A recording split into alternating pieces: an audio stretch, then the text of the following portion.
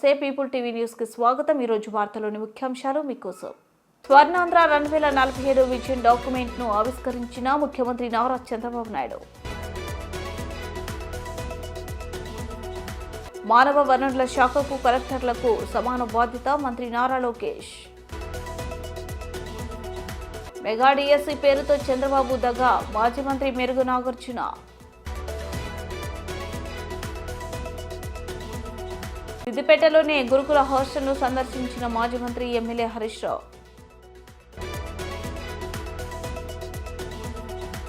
సమగ్ర శిక్ష ఉద్యోగుల నిరవధిక సమ్మె. స్వర్ణాంధ్ర 2047 10 సూత్రాలు పేదరికం లేని సమృద్ధికరమైన అవకాశాలు అందించే అద్భుత ఆవిష్కరణలు, వినూత్న ఆలోచనలకు, నైపుణ్యాలకు కేంద్రంగా రానున్న రోజుల్లో దేశంలోనే నెంబర్ 1 రాష్ట్రంగా ఆవిష్కృతమయ్యేలా ఆంధ్రప్రదేశ్ను తీర్చిదిద్దేందుకు ముఖ్యమంత్రి నారా చంద్రబాబు నాయుడు ఆధ్వర్యంలో ప్రభుత్వం రూపొందించిన 10 సూత్రాలు స్వర్ణాంధ్రకు మార్గదర్శకాలు ఆవిష్కరించారు. విజయవాడలోనే ఇందిరాగాంధీ మున్సిపల్ స్టేడియంలో నిర్వహించిన కార్యక్రమంలో సీఎంతో పాటు డిప్యూటీ సీఎం పవన్ కళ్యాణ్ మంత్రులు పాల్గొన్నారు. 10 సూత్రాలు ఒక విజన్ పేరిట డాక్యుమెంట్ను సీఎం చంద్రబాబు ఆవిష్కరించారు. జాతికి, రాష్ట్ర ప్రజలకు ఇది అంకితమని రాసి సంతకం చేశారు. అనంతరం పవన్ కళ్యాణ్ మంత్రి లోకేష్తో పాటు పలువురు ఎమ్మెల్యేలు, అధికారులు సంతకాలు చేశారు.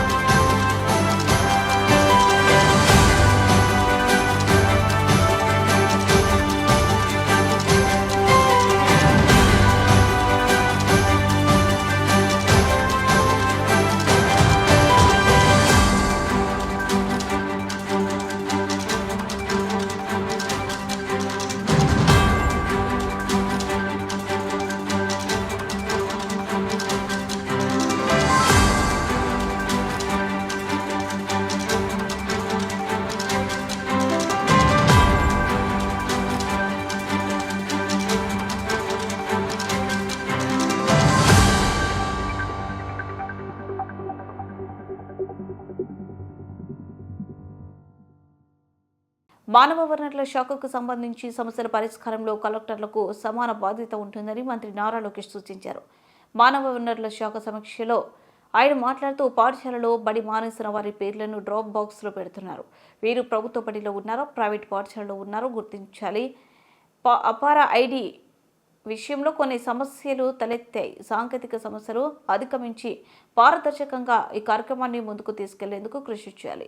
రాబోయే 5 ఏళ్లలో మౌలిక సదుపాయాలు, ఫలితాలపై దృష్టి సారించి ఏపీ మోడల్ విద్యా వ్యవస్థ రూపకల్పనకు నడుం బిగించాలి. వాటిలో మౌలిక సదుపాయాలకు, అకాడమిక్ ఫలితాలకు పొంతన ఉండటం లేదు.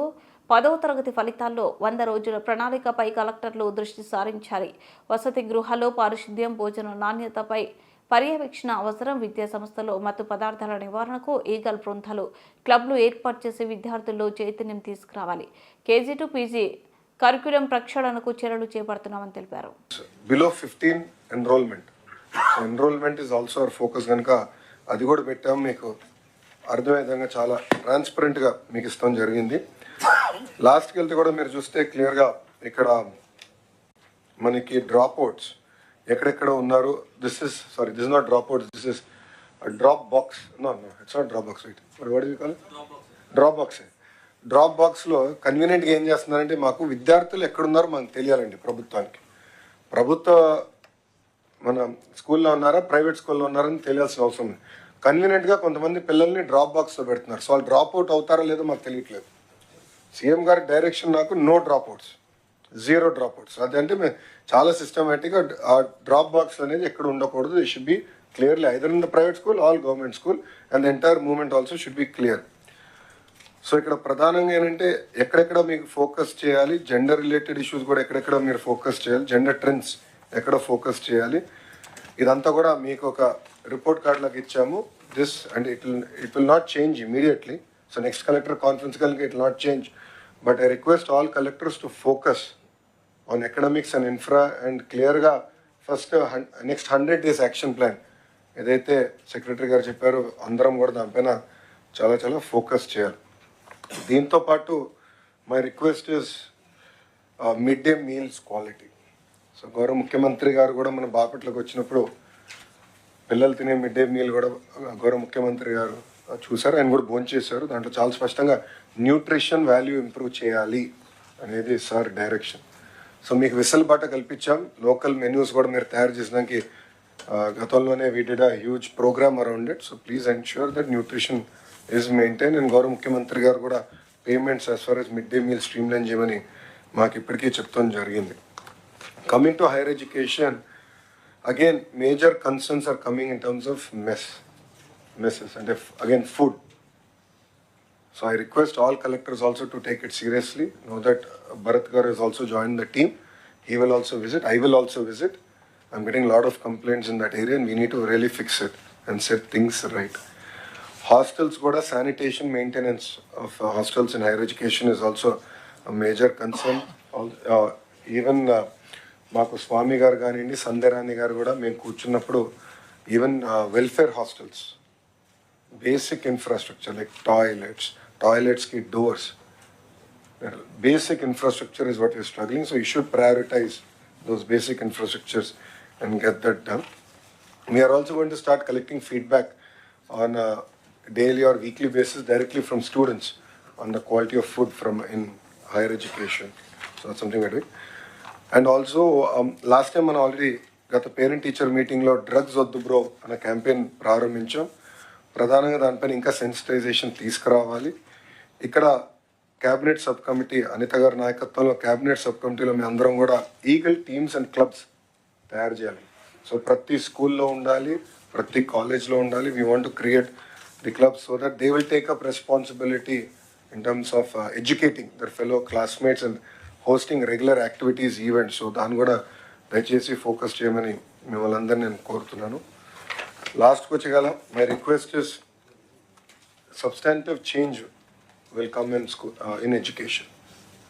ఫస్ట్ టైం కేజీ నుంచి పీజీ వరకు we want align the curriculum, pedagogy, transition also we want make it very very smooth. ఈ ప్రాసెస్లో ఏంటంటే కొంచెం సున్నితంగా మీరు హ్యాండిల్ చేయాలి. ప్రభుత్వ పాఠశాలలో అవచ్చు, ప్రైవేట్ పాఠశాలలో అవచ్చు, స్మూత్గా హ్యాండిల్ చేయాల్సిన అవసరం ఉంది transition. So APAAR ID is a great example of it. We came to about 75-80% and we have a issue is related to technology, not so much to students. మనం ఒక ఎజెండాతో వెళ్ళాం, పాపం తల్లిదండ్రులను ఎక్కువ తిప్పించాం, అది కరెక్ట్ కాదు. So I want push back, feedback from collectors on areas of improvement. దానివల్ల తల్లిదండ్రులు చాలా తిరగాల్సి వచ్చింది కొంత ఇక్కడ. So there more structural issues that we want address. So APAAR కూడా we put a pause, immediately we're addressing that issue. ఎందుకంటే cabinet members కొంతమంది నాకు ఫీడ్బ్యాక్ ఇచ్చారు. Immediately we're also using technology to resolve those issues. So దయచేసి మేము ఏదైతే request or directions we're sending down, take it in the right spirit and also share feedback with the team that is available. So the idea is in 5 years, all of you should be competing on outcomes. Our request, infrastructure is a function of money. Outcomes is a function of everything else. So hardware bond, software lepathe inkem sadhistunam. So think about it, a marriage of both hardware and software, infrastructure and outcomes. And this is going to be a very important next 100 days because we have boards coming up and of course intermediate also coming up. So a lot of focus. Parallelly, there will be experimentation happening using technology in terms of learning outcomes. FLNs, when we're using technology, we want to bring all that out. We want to roll it out on pilot basis and then we'll reach out to you. So, మాటలు చెప్పాలంటే Andhra model of education is something that we want to create and we will showcase it not only to our nation but to the world. So I need everyone's support and focus on it. Gatanlo, you all collectors only looked at commissioner or secretary on education. It's equally your responsibility. Midday meal, you have a responsibility there. So ఆ change ముందర మనలో రావాలి. అంటే గత 5 సంవత్సరాలు పట్టించుకోలేదు. That doesn't work. All of you have. Mega DSC పేరుతో AP ముఖ్యమంత్రి చంద్రబాబు నాయుడు దగా చేశారని ధ్వజమెత్తారు మాజీ మంత్రి మెరుగు నాగార్జున. ఉద్యోగాల కోసం ఎదురు చూసిన నిరుద్యోగ యువతను చంద్రబాబు మరోసారి మోసానికి గురి చేశారని విమర్శించారు. గత వైఎస్ఆర్సీపీ ప్రభుత్వం ఇచ్చిన నోటిఫికేషన్ను రద్దు చేసి తర్వాత టెట్ పెడుతున్నామంటూ మోసానికి పాల్పడ్డారని మండిపడ్డారు. తాడేపల్లి వైఎస్ఆర్సీపీ కేంద్ర కార్యాలయం నుంచి ప్రెస్ మీట్ నిర్వహించిన మెరుగు నాగార్జున చంద్రబాబు ప్రభుత్వ పాలనను తూర్పుపట్టారు. ప్రజలకు సంక్షేమం అందించాల్సింది పోయి వారినిచ్చే డబ్బులు గీసుకుంటున్నారు. దీపం పథకానికి 4,500 కోట్లు అవసరమైతే 800 కోట్లతో సరిపెట్టారు. ఇంతేనా దీపం పథకాన్ని అమలు చేయడం? అన్న క్యాంటీన్కు ఒకసారి వెళ్తే రెండోసారి వెళ్ళే పరిస్థితి లేకుండా నిర్వహణ చేస్తున్నారు. వృద్ధులు వికలాంగుల పెన్షన్లు కట్ చేసి వారి జీవితాలతో ఆడుకుంటున్నారు. మెగా డిఎస్సి మేము దరిదాపు 16,347 ఉద్యోగాలకు నోటిఫికేషన్ ఇస్తే ఆ నోటిఫికేషన్ క్యాన్సిల్ చేశారు. చేసి ఒక టెట్ పెడతా అన్నారు. TET exam. టెట్ ఎట్ అయిపోయిందో తెలియదు. దాన్ని మళ్ళీ రిజర్వేషన్లు అన్నారు, అదన్నారు, ఇదన్నారు. ఒక్క ఉద్యోగం అన్నా మీరు, ఒక్క టీచర్ ఉద్యోగం ఇచ్చినటువంటి దాఖలాలు ఉన్నాయా? చెప్పలేరు. ఎందుకంటే మీరు ఇవ్వలేదు, చేయలేదు కాబట్టి. అలాగే దీపం 2 గ్రాండ్ సక్సెస్ అని చెప్తా ఉన్నారు. ఏ ప్రభుత్వం అయినా ప్రజలకు పథకాలు అమలు చేయటం అంటే ఏదో సహాయం చేయటమో, డబ్బులు ఇవ్వటమో, రాయితీలు ఇవ్వటమో, అది పరిపాటి. మీ ప్రభుత్వం ఏంటో ప్రజల దగ్గర డబ్బులు వసూలు చేస్తూ ఉంది. ఇదా దీపం 2 పథకం సక్సెస్? మీరు ఇస్తున్నది సంవత్సరానికి ఒక సిలిండర్. అది కూడా ఎంతమందికి అందుతుందో తెలీదు. మేము 2.72 లక్షల కోట్ల రూపాయలు నేరుగా లబ్ధిదారులకు ఇచ్చాం. ఎప్పుడన్నా మీ చరిత్రలో ప్రజలకు, లబ్ధిదారులకు డైరెక్ట్గా మీరు సహాయం చేసిన దాఖలాలు చెప్పగలుగుతారా? ఈరోజు రాష్ట్ర వ్యాప్తంగా 1.54 కోట్ల మందికి దరిదాపు 4,115 కోట్ల రూపాయలు దీనికి అవసరమైతే 895 కోట్ల రూపాయలు వెచ్చించారంటే దీన్ని ఒక సిలిండర్ ఇచ్చి దీన్ని పథకం అంటారా? ఇది సక్సెస్సా? ఎవరిని మభ్యపెట్టడానికి, ఎవరిని మోసం చేయటానికి ఈ యొక్క పగల్పాలు పలుకుతారని అడుగుతా ఉన్నా. చివరికి అన్నా క్యాంటీన్లు చెప్తారు, సందాలు వసూలు చేసి భోజనాలు పెడతారు. అది కూడా భోజనం ఒకసారి వెళ్ళిన వాళ్ళు రెండోసారి తింటాకి వెళ్ళరు. ఇది పరిస్థితి. దీనికి మేమేదో భోజనాలు పెడతా ఉన్నారని ఇంత దయనీయమైనటువంటి పరిస్థితిలో మీ పరిపాలన ఉంటే చివరికి పేదలు, వృద్ధులు, వికలాంగులు, వితంతువులు, మహిళలు పెన్షన్ని దాదాపు 66,34,000 పెన్షన్లు మేము అప్పుడు ఇస్తా ఉంటే దాన్ని 63 లక్షలు కుదించారు. కలెక్టర్ కాన్ఫరెన్స్లో మీ స్వయాన మీ మంత్రి చెబుతున్నాడు 10 లక్షలు పెన్షన్లు తీసేయాలని. అంటే పేద ప్రజలు వీటి మీద ఆధారపడి బ్రతికే ప్రజల యొక్క పట్టుకొట్టానికినా? దానివల్ల దరిదాపు నెలకు దరిదాపు 400 కోట్లు మీరు కట్ చేయటం వల్ల డబ్బులు వస్తాయి. దీని మేర సంవత్సరానికి 4,800 కోట్లు మీరు మిగిల్చుకోవటానికి. అంటే పేద ప్రజలకు ఇచ్చే పెన్షన్ జగన్మోహన్ రెడ్డి గారు చాలా ద్రాతృత్వంతో ఈ సమాజంలో ఉన్నటువంటి పేదల రకరకాలు, వృద్ధులు, వికలాంగులు, మహిళలు, నిరుద్యోగులు, వెధవరాండ్రు, వీళ్ళందరికీ సహాయం చేస్తూ ఉంటే వాటిని కట్ చేసి మీరు డబ్బు సంపాదించాలని చూస్తే ఈ సమాజం ఏమనుకుంటుంది, ఎక్కడికి పోతుంది, దానికి ఏం సమాధానం చెప్పగలుగుతారు? ఇదేనా పరిపాలన అంటే? మీరు ఇచ్చే ట్విస్ట్కి ఇదేనా అకౌంటబిలిటీ ఎక్కడుందని అడుగుతా ఉన్నా. ఈరోజు మీరు ఎన్నికల ముందు చెప్పారు, ప్రతి ఇంటికి వెళ్ళారు, సూపర్ 6 అన్నారు. మీ ఇంటికి ప్రతి ఇంటికి అది ఇస్తా, వచ్చిన వాళ్ళకి ఏజ్ని బట్టి మభ్య పెట్టారు. చివరికి స్కూల్కి వెళ్ళే పిల్లలకు 15,000 రూపాయలు ఇస్తారంటే దాన్ని గాలికి వదిలేశారు.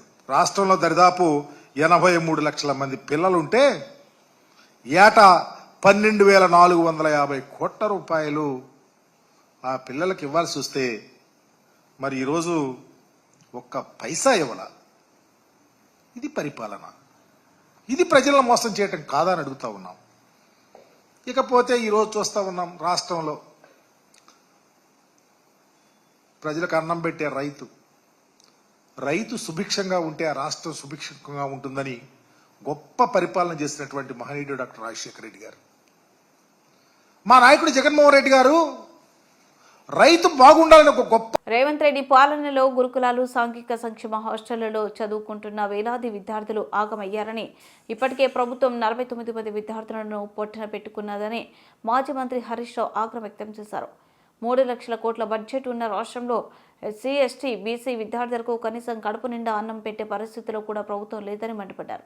ప్రతిపక్ష నేతల మీద కేసులు పెట్టడం, అరెస్టులు చేయడం కాదు, పిల్లలకు కడుపు నిండా అన్నం పెట్టారని హితవు చెప్పారు. సిద్దిపేట జిల్లా కేంద్రంలోనే సమీకృత బాలుర వసతి గృహాన్ని ఆయన ఆకస్మికంగా సందర్శించారు. విద్యార్థులతో కలిసి భోజనం చేశారు. ఈ సందర్భంగా హాస్టల్లో నెలకొన్న పలు సమస్యలను విద్యార్థులు, వార్డెన్లు ఆయన దృష్టికి తీసుకొచ్చారు. అనంతరం మీడియాతో హరీష్ రావు మాట్లాడుతూ 6 నెలలుగా మెస్ ఛార్జీలు పెండింగ్లు పెట్టిన రేవంత్ రెడ్డికి శిక్ష వేయాలని పేర్కొన్నారు. విద్యార్థులను అర్ధాకలితో ఉంచినందుకు ఏడాది ఉద్యోగోత్సవాలు చేసుకుంటున్నావా అని సీఎంను ఉద్దేశించి ప్రశ్నించారు. సీఎం రేవంత్ రెడ్డి ఉప ముఖ్యమంత్రి భట్టి విక్రమార్క ఎస్సీ, ఎస్టీ హాస్టళ్లకు గ్రీన్ ఛానల్ ద్వారా నిధులు విడుదల చేస్తామని చెప్పారని, ఆ నిధులు ఏమయ్యాయని ప్రశ్నించారు. హాస్టళ్లు, గురుకుల పాఠశాలలన్నీ కూడా ఆగమైపోయినటువంటి పరిస్థితి. రేవంత్ రెడ్డి పాలనలో వేలాది మంది విద్యార్థులు ఆసుపత్రుల పాలయ్యారు. 49 మంది ముక్కుపచ్చలారని పసిబిడ్డలు ఇవాళ పొట్టన పెట్టుకున్నది రేవంత్ రెడ్డి ప్రభుత్వం. 3 లక్షల కోట్ల బడ్జెట్ ఉన్నటువంటి ఈ రాష్ట్రంలో ఈ ఎస్సీ, ఎస్టీ, బీసీ పిల్లలకు కడుపు నిండా అన్నం పెట్టడం కూడా చేతనైతే లేదంటే ఈ ప్రభుత్వం యొక్క ప్రాధాన్యతలు ఏందో మనం అర్థం చేసుకోవాల్సిన అవసరం ఉంది. కేసీఆర్ గారి హయాంలో 1000కి పైగా గురుకులాలు పెట్టి గురుకుల విద్యార్థుల గౌరవాన్ని, ప్రతిష్టను ఎవరెస్ట్ శిఖరమంత ఎత్తు మీద కేసీఆర్ గారు నిలబెట్టారు. ఈరోజు నేనున్నటువంటి ఈ ఇంటిగ్రేటెడ్ హాస్టల్లో చాలా ఆశ్చర్యానికి లోనయ్యాను. రేవంత్ రెడ్డి అసెంబ్లీలో మాట్లాడుతూ, ఉప ముఖ్యమంత్రి భట్టి విక్రమార్క గారు మాట్లాడుతూ ఎస్సీ, ఎస్టీ హాస్టళ్లకు గ్రీన్ ఛానల్లో డబ్బులు ఇస్తున్నాము అని చెప్పారు. Green channel.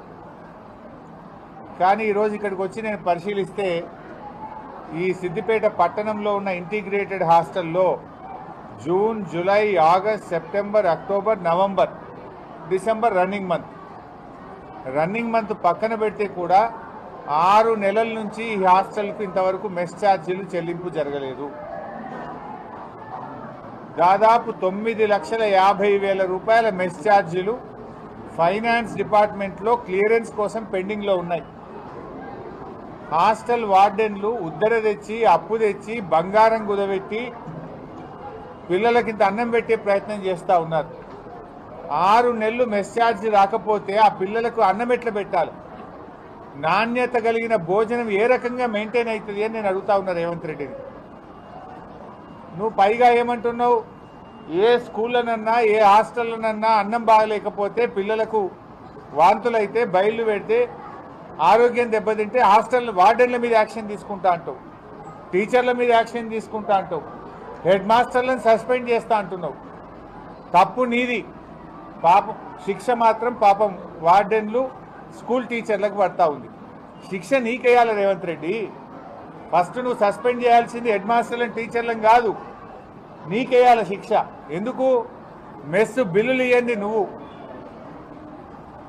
రెంట్లు ఇవ్వండి నువ్వు, పిల్లలకు అన్యాయం చేస్తున్నది నువ్వు. ఉల్టా నువ్వేమంటున్నావు?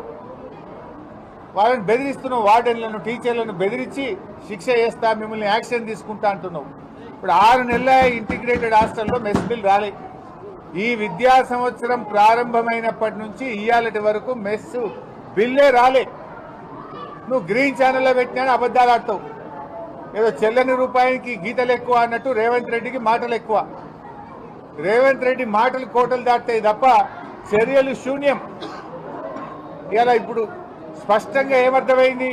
గ్రీన్ ఛానల్ పెట్టినాం, మెస్ ఛార్జీలకు బిల్లులు పెండింగ్ లేవు, ఏ నెల నెల బిల్లులు ఇస్తున్నామన్నావు కదా. 9,50,000 రూపాయల మెస్ ఛార్జీలు ఈ హాస్టల్లో, ఒక్క హాస్టల్లో పెండింగ్ ఎందుకు ఉన్నాయి అంటే ఈ రకంగా రాష్ట్రం అంతా ఇదే పరిస్థితి కదా. ఇలా నేను పిల్లలతో మాట్లాడుతున్నా, పిల్లలు ఏమంటున్నారు? తువ్వాలలు రాలేదు సార్, మాకు ప్లేటు, గ్లాసు, కటోరా, చెంచా ఇవన్నీ ప్రతి సంవత్సరం వస్తుండే. పోయినసారి ఈ గవర్నమెంట్ వచ్చినాక ఈ ఏడాదిలో ప్లేటు లేదు, గ్లాసు లేదు, కటోరా లేదు, చెంచా లేదు, తువ్వాలలు లేవు, ఇంకేం లేవు, స్వెటర్ లేవు. రకరకాల బాధలు చెప్తున్నారు పిల్లలు. పాపం ఇక్కడికి వస్తే బూట్లు రాలేదంటే, షూస్ కూడా రాలేదంటున్నారు. అంటే ఇది హాస్టళ్లలో పరిస్థితి. నేను రేవంత్ రెడ్డిని అడుగుతా ఉన్నా, నువ్వు తెలంగాణ సమగ్ర శిక్ష ఉద్యోగ సంఘం రాష్ట్ర కమిటీ పిలుపు మేరకు 33 జిల్లాలలో తలపెట్టిన జనగామ జిల్లా కలెక్టర్ కార్యాలయం ముందు సమగ్ర శిక్ష ఉద్యోగ సంఘం జిల్లా అధ్యక్షులు తాడూరు రమేష్ ఆధ్వర్యంలో సమ్మె నిర్వహించారు. ఈ సమ్మెలో భాగంగా డిపిఓ కార్యాలయం సిబ్బంది, కస్తూర్బా గాంధీ బాలికల విద్యాలయాలు, స్పెషల్ ఆఫీసర్లు, పీసీటీలు, సిఆర్టీలు, నాన్ టీచింగ్ స్టాఫ్, యూఆర్ఎస్ ఉపాధ్యాయులు, ఎంఆర్ఎస్సిలో పనిచేసే ఎంఐఎస్ కోఆర్డినేటర్లు, కంప్యూటర్ ఆపరేటర్లు, మెసెంజర్లు, కాంప్లెక్స్ స్థాయిలో పనిచేసే క్లస్టర్ రిసోర్స్ పర్సన్, పాఠశాల స్థాయిలో పార్ట్ టైం టీచర్లు అందరూ పాల్గొన్నారు. జనగామ జిల్లాలో 416 మంది ఉద్యోగులు సమ్మెలో పాల్గొన్నారు. వారి ప్రధానమైన డిమాండ్లైన సమగ్ర శిక్ష ఉద్యోగులందరినీ రెగ్యులర్ చేయాలని, ప్రతి ఉద్యోగికి జీవిత బీమా, 20 లక్షల ఆరోగ్య బీమా, 10 లక్షల సౌకర్యం కల్పించాలని, సమగ్ర శిక్ష ఉద్యోగులకు పదవి విరమణ బెనిఫిట్స్ కింద 25 ఎక్స్గ్రేషియా అందించాలని, ప్రభుత్వం మరియు విద్యాశాఖ నియామకాల్లో వెయిటేజ్ కల్పించాలని, పార్ట్ టైం టీచర్లకు 12 నెలల వేతనం అందించాలని, ఈ డిమాండ్లు అన్నింటినీ నెరవేరుస్తానని గత సంవత్సరం సమగ్ర శిక్ష ఉద్యోగుల తలపెట్టిన నిరవధిక సమ్మెలో భాగంగా హన్మకొండ జిల్లాలో అప్పటి పీసీసీ అధ్యక్ష హోదాలో ఉన్న ప్రస్తుత ముఖ్యమంత్రి రేవంత్ రెడ్డి ద్రవధిక సమ్మెకు సంఘీభావం తెలియజేస్తూ కాంగ్రెస్ ప్రభుత్వం వచ్చిన వెంటనే 100 రోజులలో మీ అందరినీ సచివాలయంలో కూర్చోబెట్టి ఛాయ్ తాగేలోపు మీకు జీవో తీసి అందిస్తానని మాట ఇవ్వడం జరిగిందని తెలిపారు.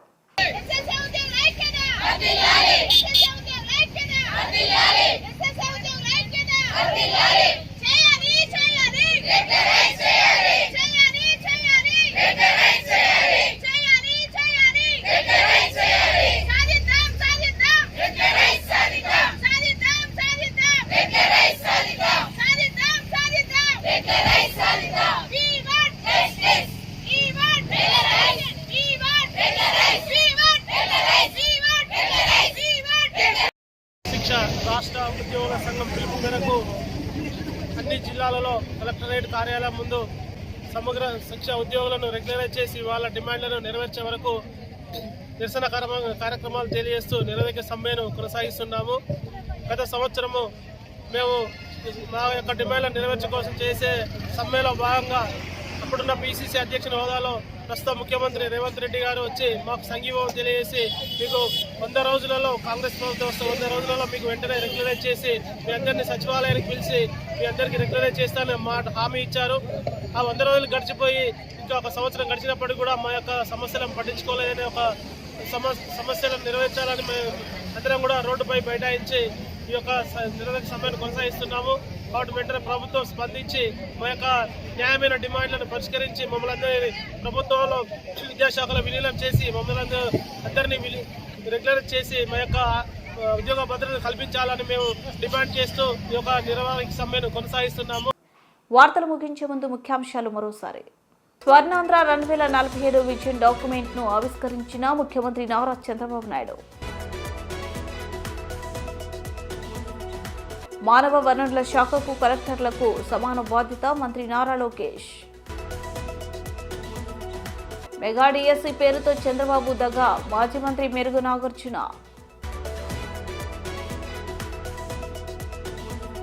సిద్దిపేటలోనే గురుకుల హాస్టల్ను సందర్శించిన మాజీ మంత్రి ఎమ్మెల్యే హరీష్ రావు.